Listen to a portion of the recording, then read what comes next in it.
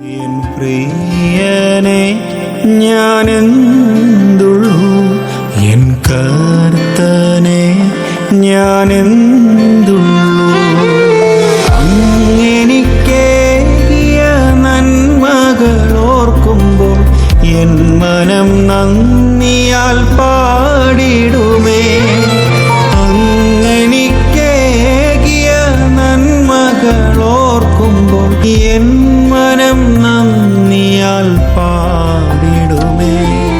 ദൈവത്തിന്റെ അതിപരിശുദ്ധമായ നാമം വാഴ്ത്തപ്പെടുമാറാകട്ടെ. അനുഗ്രഹീതമായ പ്രഭാതത്തിൽ ഞാൻ പാസ്റ്റർ ലെനീഷ് രാജൻ എല്ലാവരെയും ഡെയിലി മണ്ണിലേക്ക് ഹൃദയം നിറഞ്ഞ സ്വാഗതം ചെയ്യുന്നു. ഇന്ന് ഈ പ്രഭാത സമയം ദൈവാത്മാവ് നമ്മോട് സംസാരിക്കുന്ന വചനം സങ്കീർത്തനം 37 അധ്യായം അതിന്റെ 23-24 വാക്യമാണ്. ഒരു മനുഷ്യന്റെ വഴിയിൽ പ്രസാദം തോന്നിയാൽ യഹോവ അവന്റെ ഗമനം സ്ഥിരമാക്കുന്നു. അവൻ വീണാലും നിലം പരിചാകിയില്ല.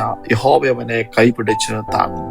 പ്രിയ ദൈവമക്കളെ, ജീവിതത്തിൽ ഒരിക്കലെങ്കിലും ഇടറാത്തവരായി ആരും തന്നെയില്ല. ചിലർ സാമ്പത്തികമായി വീഴുന്നു, ചിലർ ബന്ധനങ്ങളിൽ മുറിവേൽക്കപ്പെടുന്നു, ചിലർ പ്രതീക്ഷിച്ച കാര്യങ്ങൾ നടക്കാതെ തളർന്നു പോകാറുണ്ട്, ചിലർ ആത്മീയമായി പോലും ക്ഷീണിച്ചു പോകാറുണ്ട്. പക്ഷേ ഇന്നത്തെ വചനം നമ്മെ പഠിപ്പിക്കുന്നത് ഒരു വലിയൊരു സത്യമാണ്. ദൈവമക്കൾ വീഴാം, പക്ഷെ അവർ തകർന്നു പോകത്തില്ല. കാരണം അവരുടെ ജീവിതം അവരുടെ കൈകളിലല്ല, മറിച്ച് ദൈവത്തിന്റെ കൈകളിലാണ്. ഈ സങ്കീർത്തനം 37 ഒരു യുദ്ധകാലത്ത് എഴുതിയൊരു സങ്കീർത്തനമല്ല, മറിച്ച് ഇത് ജീവിതത്തിന്റെ അനേകം അനുഭവങ്ങളിലൂടെ കടന്നു പോയൊരു വൃദ്ധനായ ദാവീദിന്റെ സാക്ഷ്യമാണ്.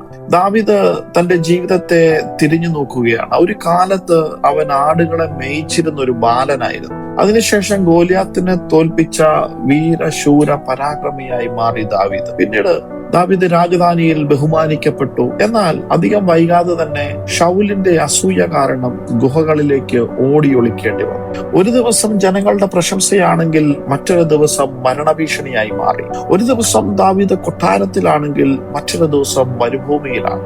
ഈ എല്ലാ അനുഭവങ്ങൾക്കും ശേഷം ദാവീദ് ഒരു കാര്യം മനസ്സിലാക്കി. തന്റെ ജീവിതം എന്ന് പറയുന്നത് താനല്ല പിടിച്ചു നിർത്തിയിരിക്കുന്നത്, ദൈവമാണ് പിടിച്ചു നിർത്തിയിരിക്കുന്നത്.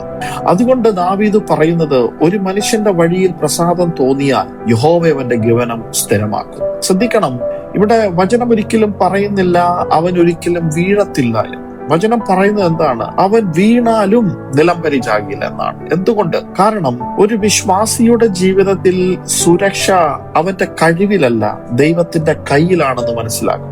ഒരു ചെറിയ കുട്ടി അവന്റെ കൈയും പിടിച്ച് നടക്കുമ്പോൾ ചിലപ്പോൾ ഇടറാം, ചിലപ്പോൾ വീഴാം, പക്ഷെ അവൻ നിലത്ത് വീണ് തകർന്നു പോകാറില്ല. കാരണം അപ്പൻ എന്റെ കൈക്ക് പിടിച്ചിട്ടുണ്ട്. അതാണ് ഇവിടെ ദാവീദും പറയുന്നത്. നമ്മുടെ ഒരു ശക്തി കുറയാം, നമ്മുടെ ധൈര്യം കുറഞ്ഞു പോയേക്കാം, വിശ്വാസം പോലും ചില സമയങ്ങളിൽ ക്ഷയിച്ചെന്ന് തോന്നാം, പക്ഷേ ദൈവത്തിന്റെ കൈ ഒരിക്കലും ബലഹീനമാകത്തില്ല. ഇന്ന് പ്രഭാത സമയം ചിലരോട് ഞാൻ പറയട്ടെ, ചിലർ വീഴ്ചയെ ജീവിതത്തിന്റെ അവസാനമായി കാണാറുണ്ട്. ചിലരുടെ ജോലി നഷ്ടപ്പെട്ട് കഴിയുമ്പോൾ, ചിലർ പരീക്ഷയിൽ പരാജയപ്പെട്ട് കഴിയുമ്പോൾ, ചിലർക്ക് ലഭിച്ച അവസരങ്ങൾ നഷ്ടമാക്കി കഴിയുമ്പോൾ, ചിലർ എടുത്ത തീരുമാനങ്ങൾ തെറ്റായത് ആയി മാറുമ്പോൾ എല്ലാം കഴിഞ്ഞു എന്ന് കരുതുന്ന നിമിഷം ദൈവത്തിന്റെ ആത്മാവ് പറയുന്നു, ഒന്നും അത് അവസാനമല്ല. കാരണം ദൈവത്തിന്റെ കരം നിങ്ങളെ പിടിച്ചിട്ടുണ്ട്. യോസഫ് കിണറ്റിൽ വീണു, ദാവീദ് ഗുഹകളിൽ ഒളിച്ചു, പത്രോസ് യേശുവിനെ തള്ളിപ്പറഞ്ഞു. എന്നാൽ ഇതൊന്നും അവരുടെ കഥ അവസാനിച്ചില്ല. ദൈവം അവരെ വീണ്ടും ഉയർത്തി, ദൈവം അവരെ മാനിച്ചു. അതുപോലെ തന്നെ ഇപ്പോൾ നിങ്ങൾ കടന്നു പോകുന്ന സാഹചര്യം ഏതുമായിക്കോട്ടെ, നിങ്ങളുടെ കഥയുടെ അവസാന അധ്യായമല്ല ഇത്. ഇന്ന് പ്രഭാത സമയം ദൈവാത്മാവ് പറയുന്നു, നിങ്ങളുടെ ജീവിതത്തിന്റെ വീഴ്ച പലതായിരിക്കാം, പല പദ്ധതികളും തകർന്നിരിക്കാം, പല വാതിലുകളും അടഞ്ഞിരിക്കാം. ഒരു നഷ്ടമല്ല, പല നഷ്ടങ്ങൾ നിങ്ങൾക്ക് വന്നിരിക്കാം. അതൊക്കെ നിങ്ങൾക്ക് ഇപ്പോൾ വേദനിപ്പിക്കുന്നുണ്ടാകാം. പക്ഷെ ഇന്ന് ഈ പ്രഭാത സമയം ഇങ്ങനെയുള്ളവരോട് കർത്താവ് പറയുന്നു, ഒന്നും അവസാനിച്ചിട്ടില്ല. നിങ്ങൾ കാണുന്നത് വീഴ്ചയാണെങ്കിൽ നമ്മുടെ കർത്താവ് കാണുന്നത് അതിന്റെ എഴുന്നേൽപ്പാണ്. നിങ്ങൾ കാണുന്നത് ഒരു പക്ഷെ നഷ്ടമാണെങ്കിൽ നമ്മുടെ കർത്താവ് കാണുന്നത് ലാഭമാണ്. നിങ്ങൾ കാണുന്നത് അടഞ്ഞ വാതിലുകളാണെങ്കിൽ കർത്താവ് കാണുന്നത് പുതിയ വഴിയാണ്. കാരണം ദൈവത്തിന്റെ കൈ ബലഹീനമല്ല. യഹോവയുടെ കൈ ഇപ്പോഴും നിങ്ങളെ പിടിച്ചിട്ടുണ്ട്. അവന്റെ കൈ ഇപ്പോഴും പ്രവർത്തിച്ചുകൊണ്ടിരിക്കുന്നു. അതുകൊണ്ട് തിരുവചനം പറയുന്നു, അവൻ വീണാലും നിലം പരിചാകിയില്ല, യഹോവ അവനെ കൈപിടിച്ച് താങ്ങും. അതുകൊണ്ട് യഹോവ നമ്മളെ കൈ പിടിച്ചത് കൊണ്ട് നിങ്ങൾ വീണാലും നിലം പരിചാകാതെ ദൈവത്തിന്റെ ഉള്ളം കരത്തിൽ ദൈവം നമ്മളെ താങ്ങി നിർത്തും. അതുകൊണ്ട് നമുക്ക് ചേർന്ന് പ്രാർത്ഥിക്കാം. കർത്താവെ, വീണുപോയവരെ ഉയർത്തുന്ന അങ്ങയുടെ കൃപയ്ക്കായി നന്ദി. നിരാശരായ ഹൃദയങ്ങളെ ഇന്ന് പകൽക്കാലം ഒന്ന് ശക്തിപ്പെടുത്തണം. തകർന്നു പോയവരെ ഈ പ്രഭാത സമയം ഒന്ന് ആശ്വസിപ്പിക്കണം.